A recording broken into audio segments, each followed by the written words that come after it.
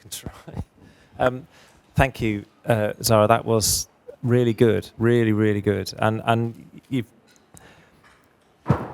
in terms of my 30-odd years in the kind of political organising sphere, the thing that kind of our current political system is all about is taking power. It's all about taking power. It's about winning power, gaining power, having power over. And it's completely broken. It's completely broken. And the other thing you spoke to me personally about is I've been on a journey for a while now about our reconnecting with nature and how important it is for our humanity. We realise our humanity when we realise that we are nature. And so again, you know, the whole Extinction Rebellion thing that's been kicking off, making people realise that our abuse of this amazing planet that we've had the privilege to be a part of, to make our lives easy, has a cost. So it's kind of to reflect back both really that we have to do politics in a different way, and how we challenge, you know, just looking at what's going on even in the news today, of what we're told is important, actually is how much of that is just superfluous noise really, and how important it is for ordinary people at the grassroots to start learning how to overcome barriers and to love one another and to work together. So and to love the environment that they're in. So I don't know if that's just what you've started stimulating in me anyway. So.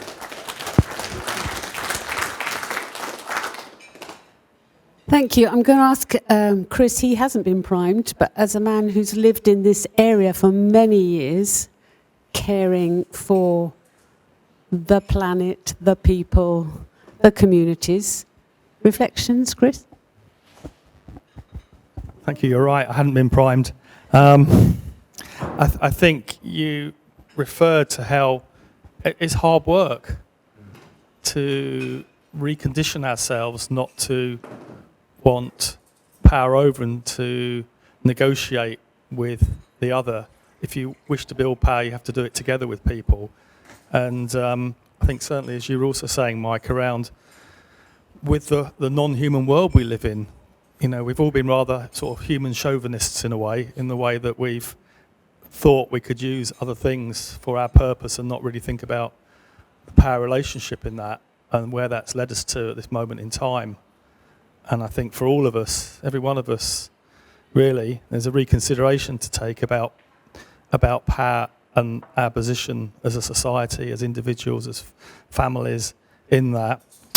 And I also think someone was saying earlier about, you know, when we do have conflict with other people, we're struggling with them, we feel people are being a bit oppressive to us, to try to find a way with them to help them and help ourselves by seeing that oppression is not good for anybody, really, and to try and find a way for love in the middle of that to even things out.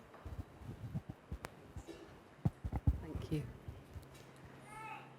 Still mulling? You're not settling, but you're still mulling, yeah? Just coming up there in a minute to John and Mike. Wow, so much there. I want to think use ecosystem, which is kind of nice in terms of ecosystem is where the human learns from the beyond human, I think. And what John and I have spent the last 2 days with people who work with gypsies and travellers, men with HIV, street sex workers and asylum seekers. And we talked a lot about ecosystems that can, I can't remember how you put it, but can be spaces in which people are liberated from the internalized hatred that is directed towards them, or oppression that is directed towards them. And that's so important for those people to come to themselves,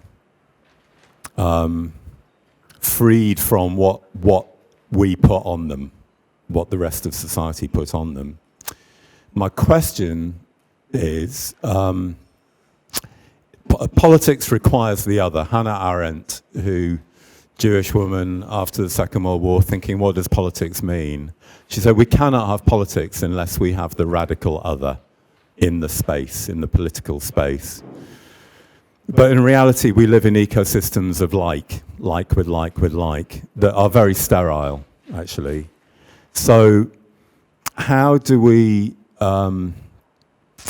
we don't come to love by sitting in on our ivory tower or whatever and think, I'm going to be a loving person. We come to love through the encounter with the one that really challenges us, that pushes our fear buttons, that pushes our hatred buttons. And we have to encounter that and deal with the inner stuff. We're going the opposite direction into people being very separated from each other and shouty, and so how do we begin to develop those ecosystems of the world that we would want to see, as if love was the foundation, rather than fear of falling into chaos, and therefore we need strong government and all that kind of crap. Are you going to try and crack that one for us, Zahra?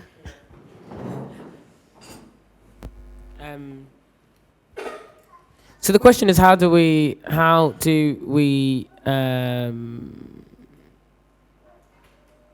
love across?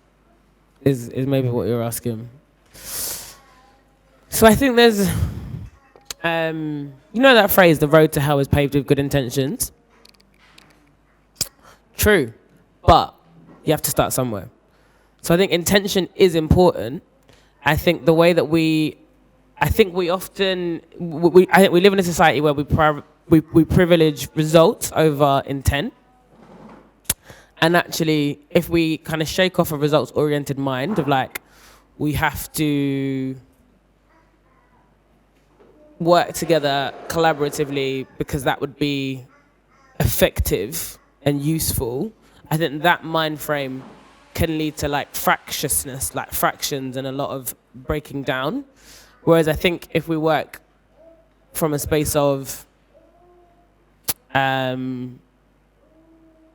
it is my intention that we can be as one, or it is our intention that we can grow with love beyond, I think that's where we're going to get somewhere. We're more likely to get somewhere.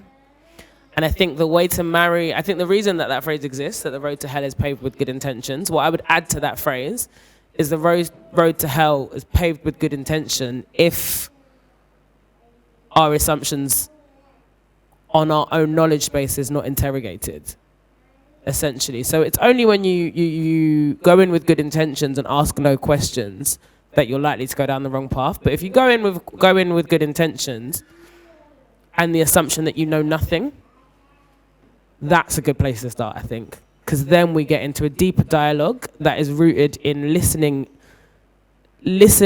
to the beings that we are trying to communicate with and responding based on what we've heard and not what we've brought. I think that's where we get to like a capacity to love across in a way that's like meaningful, deep and fruitful. I don't know if that answers the question. Well, I rushed to the back because John, who does our lovely pictures, is also a brilliant worker in the whole peace, conflict resolution, and he's got a lot of wisdom as well as drawing. So I'm going to rush down there, but could we just take one or two quiet moments to just apply that internally, interrogate our inner being? Who is your other? Who presses your buttons without you even knowing you've got buttons? Where did your last good intentions go down a hole?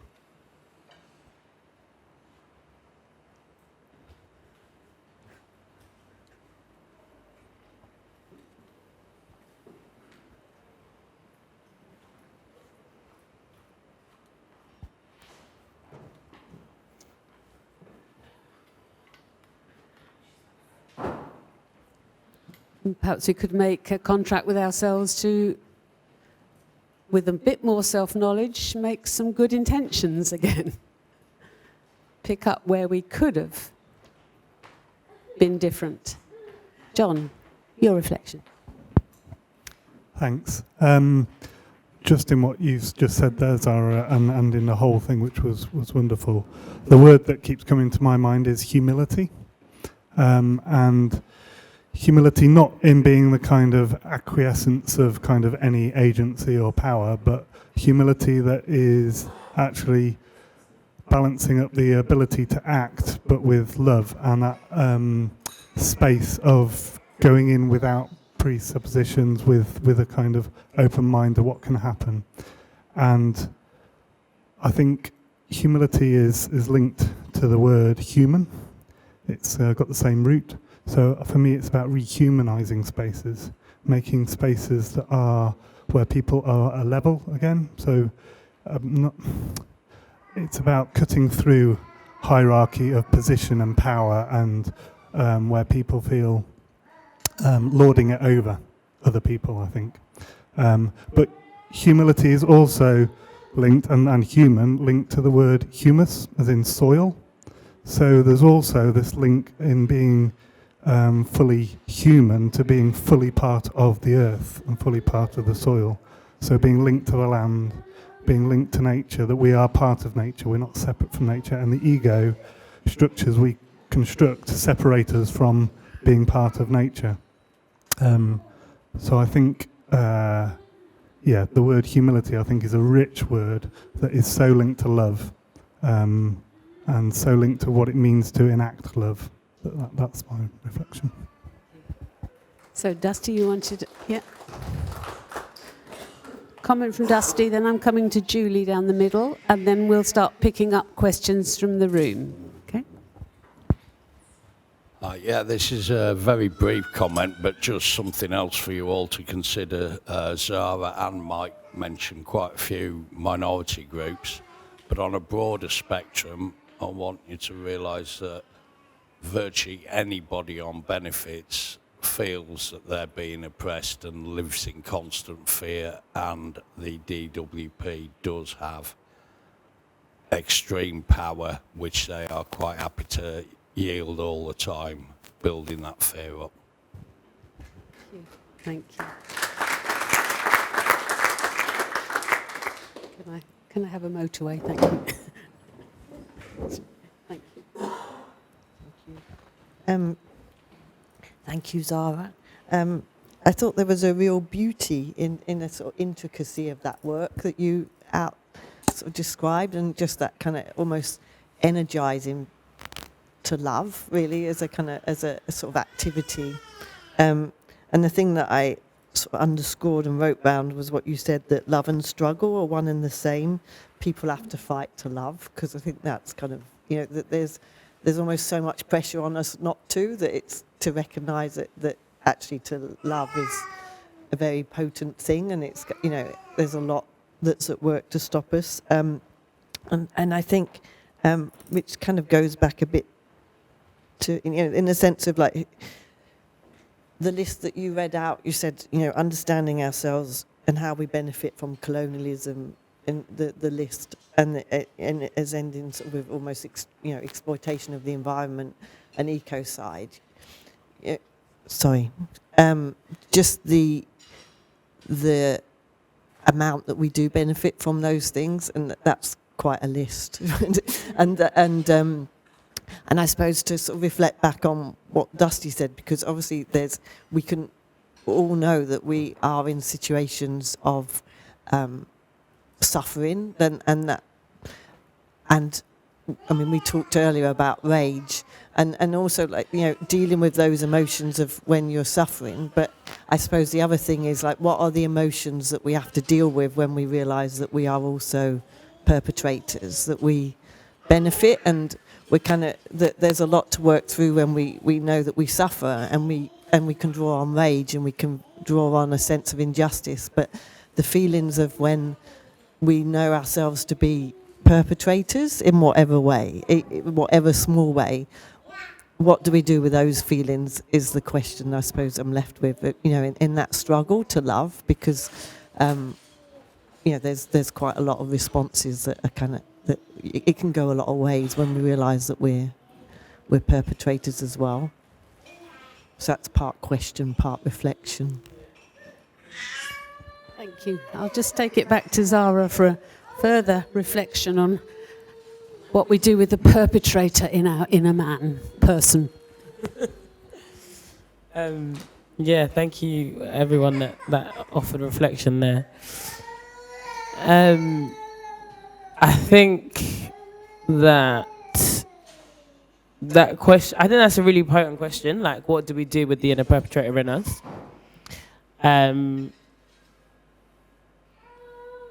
And I think the reason that I think there's just what's interesting, I don't want to go too off, but I'm going to go quickly off and come quickly back. Is that I think there's like I don't know, I'm sorry, the person that was spoken in the back about the experience of being on benefits is a very visceral reality of oppression and suffering, and what is interesting is that there are people that would never know that level of suffering, who in many ways, I might see their behavior and think like that's someone who's perpetrating all sorts of oppressions every day. But who still, I think what I'm trying to say is there's something about that relationship to perpetrator and relationship to victimhood that seems to transcend lived realities. And I think maybe, I don't know where it comes from or what that is and why that is. But I think the word that came to my mind when I was listening to you talk about what do we do with the feelings that come up when we consider ourselves perpetrators, was generosity. And I think there's something about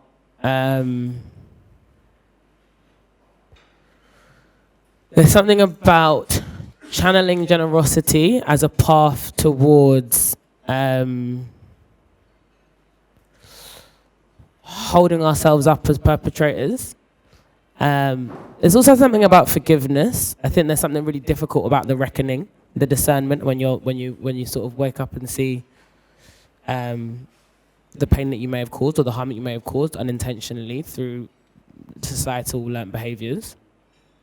Because I think there's something about forgiving oneself and being patient with oneself and loving yourself despite the fact that you too are the perpetrator. But there's just something, I think there's something about just about a commitment to generosity being what guides that work whilst we're still in the journey of forgiveness. And I think it is important to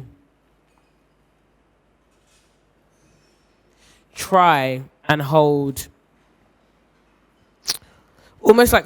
yourself, like create a bit of distance between the knee jerk and the reaction, and I think in that distance is where generosity lives. So being generous, that your assumption is generous. You assume in the moment where you suddenly feel like a perpetrator, creating distance between the feelings that immediately creates and the actions, I think is a way through that. And what lies in that space, I think, is the generosity to assume that it's possible that you are a perpetrator, and being generous with yourself and patient with yourself, that there is a bit of that space around you, and then learning to move through that space through shifting behaviors or realigning yourself from a position of love. Stop.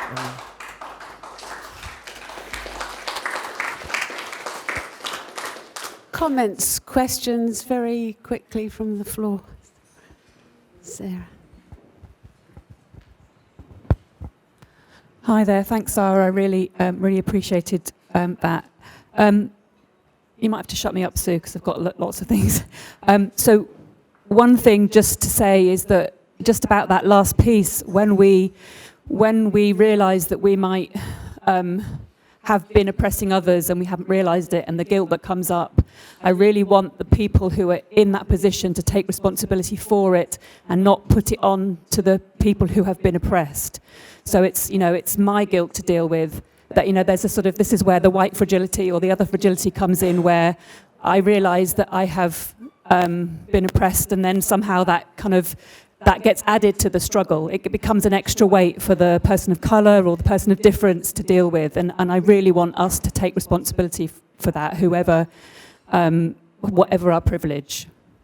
One other piece, and I want to really acknowledge you, Zahra, for being here, speaking to a predominantly white audience, and I just want to acknowledge the courage that probably takes every day to do that. I don't know you, but I'm kind of guessing that, and I want to name it because it's one of those invisible things. It's one of those invisible pieces that doesn't get named. Yeah. Okay. Well. And the last thing, because I am trying to be brief, is there's a guy called Dominic Barter who works with a process called restorative systems, restorative circles, and one of the concepts that he comes up with is that conflict is feedback trying to enter a system that seeks to remain the same. So the importance of really paying attention to kind of conflict, however we might understand it, because it has a message for us. It's telling us that something needs to change. And if we can hold that conflict with love rather than see it as a problem, then there's a lot of learning to be done from it. Very helpful. We know that there's plenty of conflict at the moment. That's why we're here. We are being stimulated to change, but the circle is within us as well. Where's the predator? In here as well as out at there, so that the whole ecosystem is addressed in the full.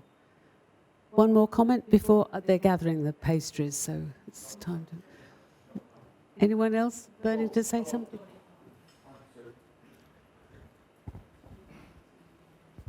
I really can identify with a lot that's been said. I'm a trade unionist, and it's cost me plenty over time. We can overcome fear with the love that's in this room today. We have to share that love and let people know that they're not on their own, and that is a message that we really have to get over. First time here, I just told him straight away to keep it short. Forgive the oppression. I know, I didn't want to give it to you in the first place.